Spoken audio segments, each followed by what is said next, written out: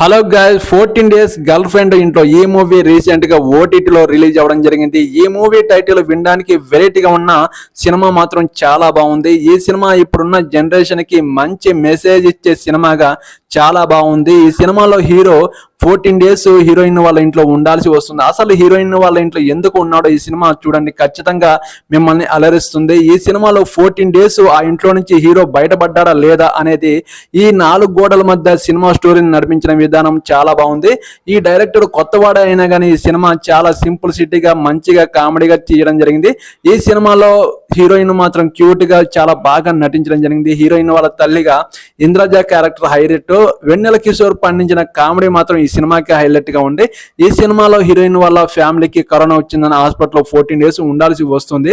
మన హీరో ఆ ఇంట్లో నుంచి బయటపడ్డాడు. ఈ సినిమా చూసి తెలుసుకోండి. సినిమా చాలా బాగుంది. మీరు ఈ వీడియోకి ఒక లైక్ చేయండి, నా ఛానల్ ని సబ్స్క్రైబ్ చేయండి. ఓకేనండి, బాయ్.